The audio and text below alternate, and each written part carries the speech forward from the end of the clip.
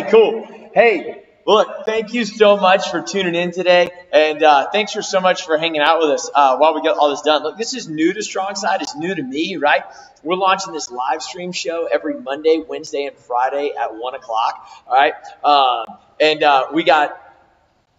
Okay. So we got the audio working, and then we had to improve the video from Monday and Wednesday. Hopefully by next week we got this thing rocking and rolling, and it's much easier for you to view. But the content's the same, and the content is what you came for, right? So let's talk about that, and let's get you rocking and rolling, okay? Look, thank you so much for showing up today. I know you got a busy day, and I'm excited to share some time with you. All right, look, remember Monday, Wednesday, and Friday is the show. Monday, Wednesday, and Friday is the live show that'll be recycled on our YouTube as well. Monday is the Strongside Showdown. I'm going to come at you and talk to you about general health, fitness, and wellness and core concepts that you need in order to be successful in your fitness and nutrition journey, right? On Wednesday, we're doing Power Players. Wednesday was our first episode of Power Players. We got an amazing guest, Celinda Tadlock. That was a great interview. Next Wednesday, we got the owner of SFX Roswell coming in, and his name's Ricky. Dude, he's a nice dude. I think you're going to learn a lot from him. I'm really excited. But today, we're going to talk about fitness business. Look, Strongside is all about we make people better, right?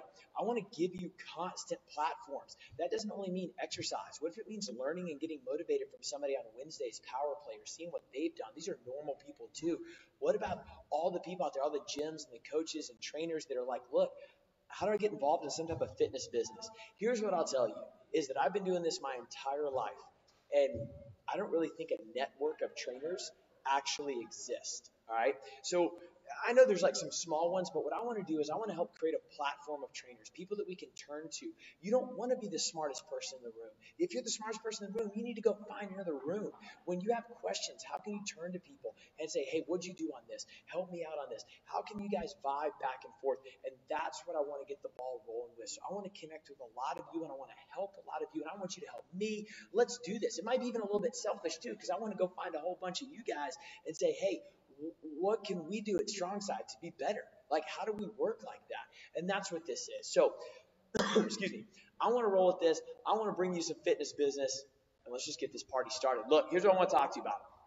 I want to break down, each week I plan to go through a different topic, right? Of things that I've done or I've learned throughout the years from managing the big box gyms or whatever. Maybe you know something about me, maybe you don't. My name is Mitchel Black. I'm the founder of Strongside. I've worked for a lot of big box gyms, both locally and nationally and stuff. And I started Strongside about 6.5 years ago, and we're a single location, helping a bunch of people in Woodstock. It's good times, right? But there's a lot to the business side of fitness that I think people could learn from. I think that a lot of times you get really passionate, we leverage our passion, but over time that business element has to kick in, because you can be really passionate, but if you don't know how to take that passion and turn it into sustainability, well then you're just going to be a passionate person with no business, and that's really, really dangerous, right? You don't want that. So here's what we want to talk about today is probably what everybody's talking to you about: how to manage this whole coronavirus thing, right? I know we're all figuring it out. We're figuring it out together. We're basically going through this thing day by day, hour by hour. Sometimes it feels like minute by minute. It feels like an hour is a day. I can't believe this thing, Howard. We were watching the news last night, and it said that it started, like early in March or whatever, is when it got really bad and things started happening. And I was like, dude, we're not even out of that month yet. It seems like a year, and it's only been like 2 weeks, all right? We don't have all the answers, and it's going to be cool when we have all the answers and we get through this thing and reflect back on actually like, oh, wow, what did we get to triage and what actually worked? We're in full-blown triage mode right now. We're just trying to figure things out of what's going to help us out along the way. But I can promise you 3 things. Here's what you need to do. If you want to make it out of this, and you want to be successful at the end of this, and you want to be one of the last gyms, trainers, coaches, anything, any service-based business, right? You need to be doing 3 things right now. Number 1 is you need to out-create. You have to out-create this situation. This situation is going to take all your thoughts and creativity you currently have, and it's done. It's over. You are in a business that is, unless you're an online training business, let's say you're a brick and mortar coach, what 99% of coaches and trainers and fitness businesses are. Your customers are being told to not come to you right now. You have to outcreate that. Your revenue flow just changed, and you got to figure out how to change that. Thing number two is you're going to have to solve the problem.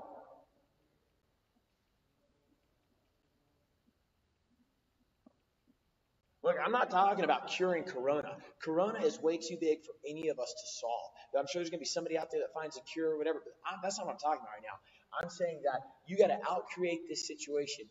You were just told, or all your customers were just told to not come see you, and then you have to solve that problem. All right. Number three is you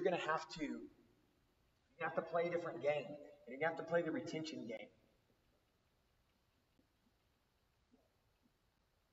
And what we're going to do today is we're going to break down all three of those. We're going to talk about how to outcreate this situation. We're going to talk about how to solve the problem and how to play the retention game. All right. So I just want to give you a little example of what's going on in the industry right now. Right now, it's like disaster management, right? Excuse me. So right now it's like disaster management. And just to give you an idea, the big problem is that none of us know when to go back to work. Your clients don't know when they can retrain. Your business doesn't know when it can reopen. And that's on a small level or a large level. Lifetime Fitness, I used to work for them. It was, a good time or whatever, but I've been watching a lot of what they're doing. And Bahram Akradi, the founder, he's going to lay off, or not lay off, but he's going to furlough 90% of their 40,000 employees. They're going to furlough 36,000 employees with the main intent that he doesn't know when he can reopen. All their facilities are closed right now. So without knowing when you can go back to work, you're essentially paralyzed, right? So you're paralyzed of when to make decisions, where to grow, what's the timeline, how can I manage, how much money do I need, what's my cash flow coming in? You don't have answers to any of those questions. You are completely crippled and paralyzed on a large and small scale. That's where your creativity has to come into play. All right, number two, there's about to be a 30% unemployment rate. I don't know how much you're paying attention to, how many people filed for unemployment over the past couple of days, but we're in like the multi-millions of people, and they're expected to have upwards of a 30% unemployment rate. This whole thing is unprecedented, unheard of. Great. You can't argue that stuff. You have to outcreate that stuff. You can't have an opinion on, should these companies furlough? Should they not? Dude, there's no money. They don't know when to open. Their business is based on people have to come in. Okay. Oh, well, the unemployment rate might get to this percent. I don't really know. All I know is that there's millions of people filing for unemployment right now. You're going to have to go a different route. Your creativity is going to have to change. There is no end date for this. We're pushing. I hope that it's only 2 weeks. But what's going to happen inside that 2 weeks? And what happens when it's 3 and 4 weeks? You need to start thinking long term. What if this thing pushes into May or June? All right. You need to be creative and move around that to be more successful at the end of it. I got my notes down here that I'm looking at. I'm going to tell you this, all right? What you can expect by the end of this is all unidentified brands are going to die. That's it, all right? Most of them, I bet a few will make it out, but all unidentified brands probably going to die, meaning that they only got a couple weeks of cash flow. They're small gyms or small boutique areas or whatever, because we're just talking about fitness business, right? It is going to be really hard for an unidentified brand to succeed. So there's going to be a lot of consolidation, all right? People are being told to not come into your business. So when your brand is unidentified, you now have to go uphill multiple times. Identified would be something like an Orange Theory or an F45. They have brand identity, right? But when your brand is unidentified, like if I'm a letter and a number, or if I'm a, hey, boot camp 60 or something, I don't really know. There's not a lot of leverage there. So you need to make sure that in this situation and other situations, you have a lot of brand identity. It's going to give your customers a good base and relationship to push forward with. All right.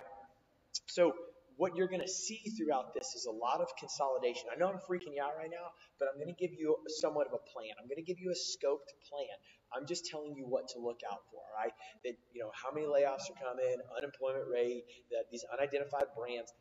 There's going to be a lot of consolidation. And if you know anything about me, if you've had conversations with me, I've been preaching this for 4 or 5 years. Nobody knew that it was going to be Corona. I did not think it was going to be a virus. I thought it was going to be something else.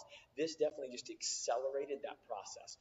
But there is not enough human beings to support all the gyms that we have, from whether it's boutique gyms or F45 or Orange Theory or every other gym that's every other store.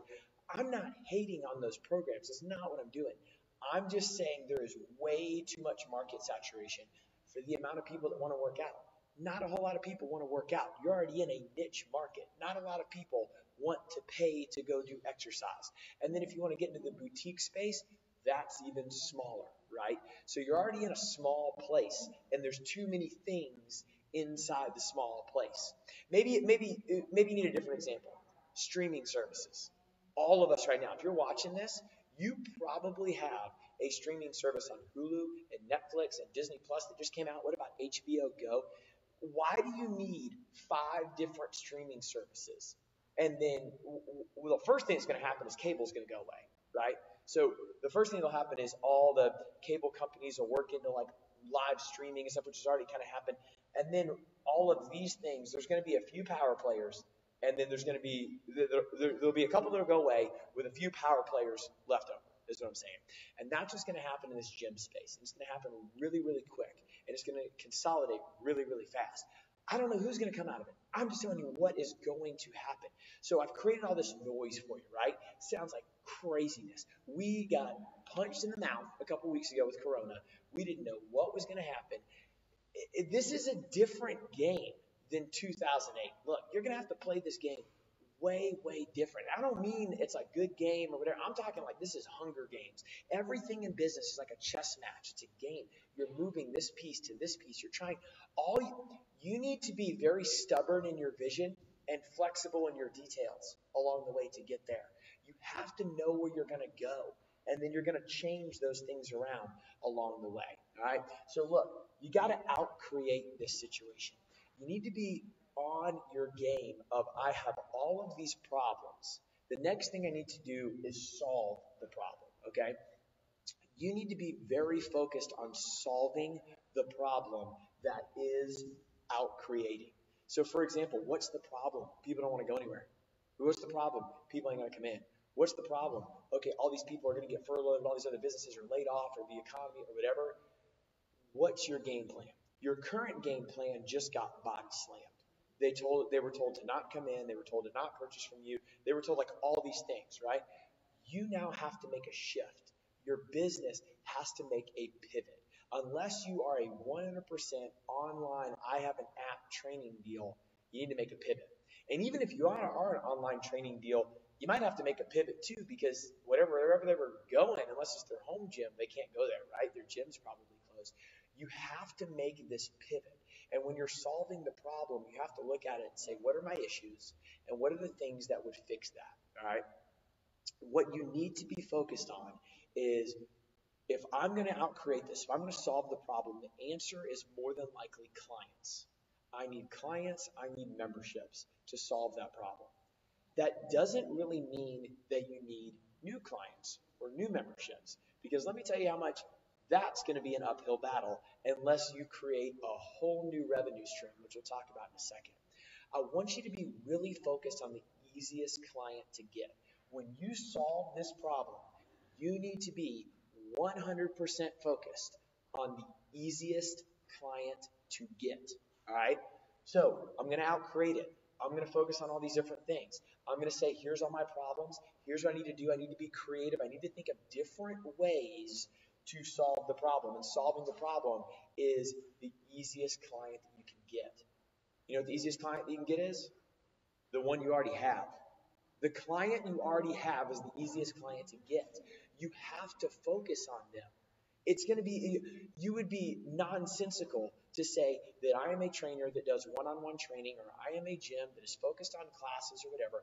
I'm going to run a promotion for you to sign up right now. What are you going to call that? The Corona special? Like, ain't nobody going to do that right now. You need to be focused on the easiest client to get, which is the one you already have. All of your time should be spent pushing into the clients you already have.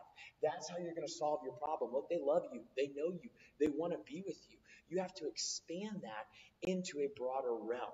Now, then you have to look at your third fact, and you have to play the retention game. So when you're playing this retention game, you have to give some other value to your people, right? So if you're going, Well, I know they like me. My only service, the only thing I provide to them is exercise or training or workouts. I don't care what it is. Make something up. Nutrition challenges, whatever it is. It's dead. It's done. It had to make a pivot. That sucker is old news. It is history. You now need to completely shift what you do. What you do is not how you do it. All right. How you do it is workout classes. How you do it is writing down great workouts on a sheet of paper. That's not what you do. What you do is provide platforms for people to be successful. That's really what you do as a coach and trainer. You get with people, you help them see their best self, you help them catapult into an area that they never thought possible. You put them with a group of people that are like-minded and say, "Hey, let's all get better together, and let's get a community to rise up and band together in everything that we do." And that's your retention game right now. That's what you got to be focused on. How am I going to push into these other spaces and reach them?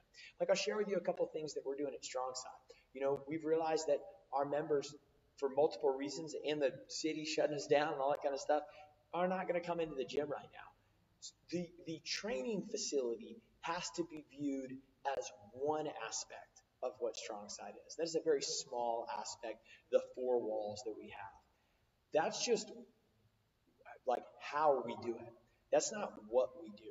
So like what we've done is we've created an online training platform. We've created workouts that are different links and different intensity levels for people to follow that we send out every single day. We have an app that these people can go to and log all of their workouts. They can build a community on there, and we do fun challenges. Like last week, we said if you log 3 workouts, we're going to give you a water bottle. We got some other challenges coming up that we're going to do. We really focus on our community and networking through Facebook groups. We're starting to do Zoom classes. We're working on this nutrition challenge that we're going to do. Basically, look, your people are your consumers. And your consumers are going to consume information different ways. And you cannot look at it as how would you want to be treated. You can't say, I'm going to treat them how I would want to be treated. That's a guaranteed fail. You have to look at it and say, I'm going to treat them how they would want to be treated. And take your emotions out of it. Your business is a separate entity than you.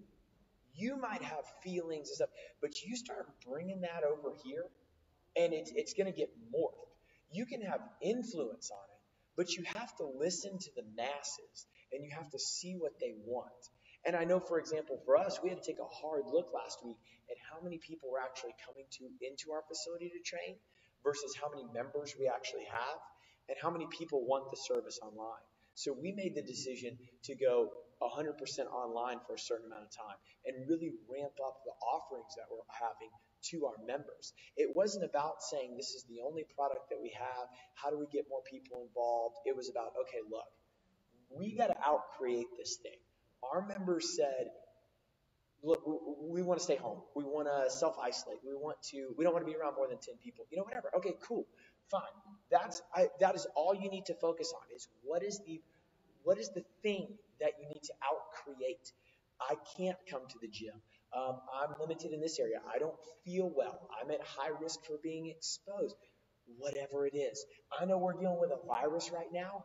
Put it back to anything else, dude. I'll give you a perfect example here on this outcreate thing. This is a different game than 2008. 2008 was way different. 2008 was an economy crash. And I'm not saying it wasn't bad. It was freaking miserable. And let me share something with you. I remember in 2008, I was working at Lifetime Fitness. I was training my clients on the floor. I didn't even know what an economy was. All right. I had no clue. And all I did was look up at the TVs, and everybody in the gym stopped. And they're just staring at the TVs. And they just, they're like, it's over. They lost all their retirement. They lost everything. And the stock market, which I had no idea what the stock market was in 2008, just started crashing. And I just remember phone call after phone call, cancellation after cancellation, over and over again. It was terrible. But the difference in 2008 was that we had a little bit of gap time.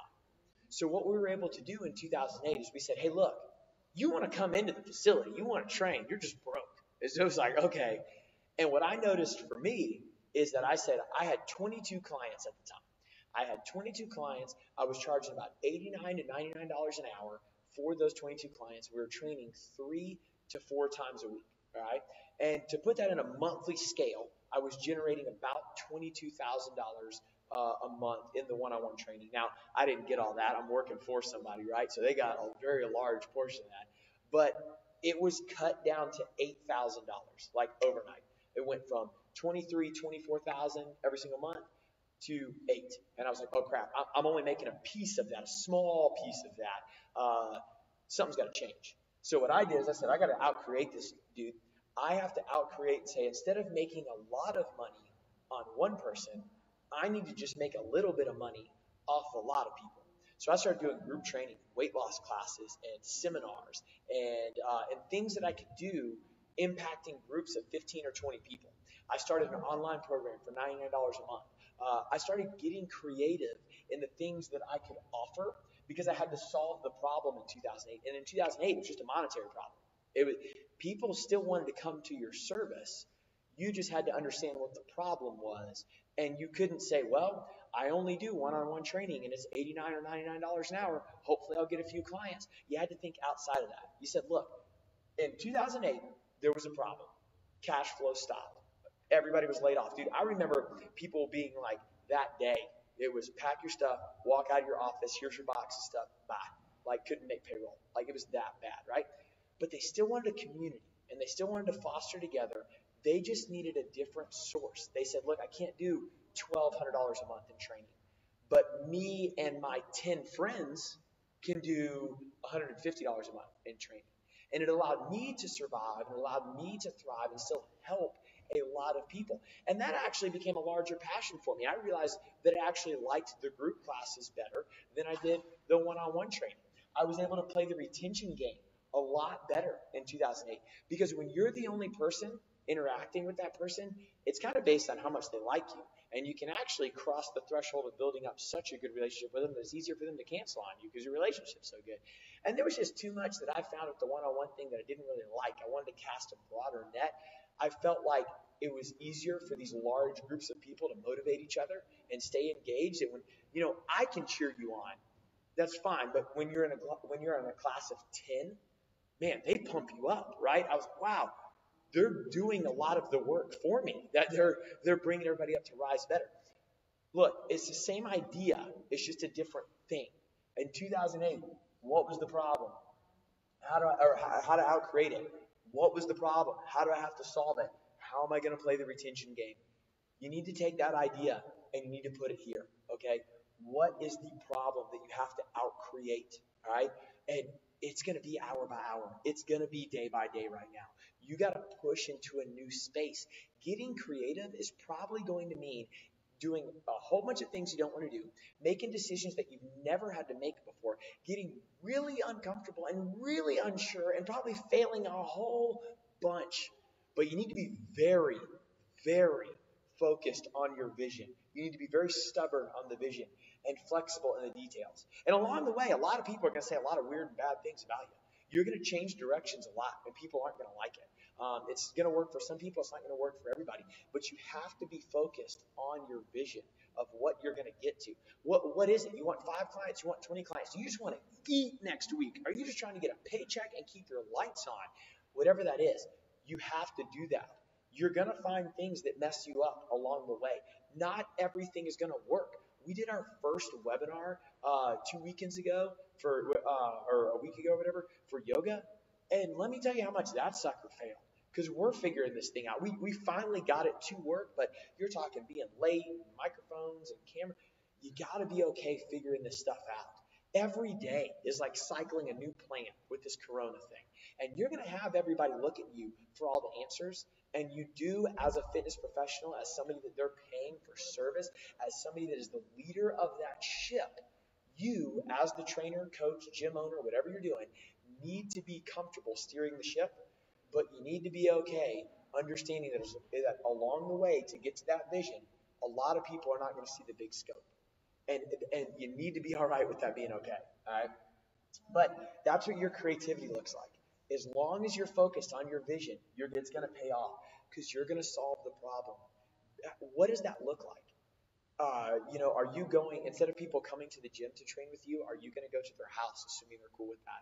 Are you going to do Zoom classes? Are you going to create an online platform? Are you going to create some sort of new challenge. Look, I don't have the ideas for you. Here's what I can say. Going back to point number one is that when this consolidation happens, you need to be in full expansion mode.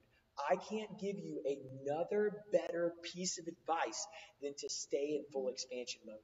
Whatever ideas you have for your business, you need to commit to. You need to be fully committed and fully dived into to expand because it's going to grow into something. It is probably not going to grow into anything until June or July. And that doesn't even have to be a monetary investment that you make. It can be an idea. It can be something that you want to achieve. It can be a community. It can be that maybe you really pull all your people into a Facebook group or something like that.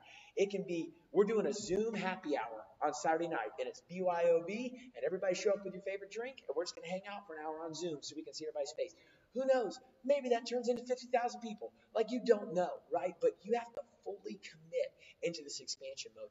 Everybody you know is about to restrict. They're about to constrict, and they're about to get real reserved out of scarcity. I'm not telling you to be unaware. I'm not telling you that this thing's not going to get worse. It's going to get worse. You need to be prepared for a whole lot of really bad days and a whole lot of really uncomfortable situations. You need to be prepared to want to throw up and cry every minute of every single day, because I know that's where I'm at right now. Look, we're in this together, right? But you're going to have to figure this thing out. And you're going to have to out-create, solve the problem, play the retention game. You need to be focused on the easiest client to get is the one you already have. When we map out our week, we just did this yesterday, we mapped out our whole week and our whole social calendar, and we had to make a decision. And that decision was how much time, percentage-wise, are we going to spend marketing at new people versus our current members? And we decided that we are going to spend upwards of 100% of our time on current members. A very small portion of our time throughout the week will be spent on stuff like this. We think this is worth 10, 15% right now. We think that 80, 85% of our time throughout all the hours we work in a day need to be very, very focused on our members. All right. So that's my advice for you. Look, I want you to tune in.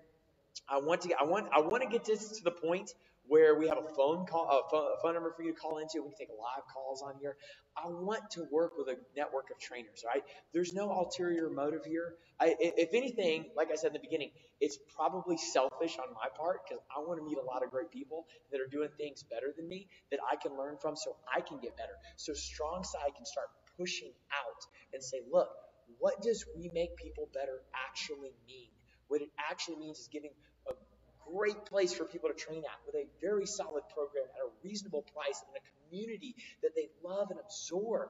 And then how do we take those people and help other coaches with our systems and practices? How do we create general population health and wellness? That's what we're trying to do. We're trying to help so many other people. We're trying to help our current members, and we're trying to help you. All right. So if you like this video, comment below. It's going to be recycled on our YouTube as well. Thanks for hanging out with me for the day. I will see you Monday at 1 p.m. for the Strongside Showdown.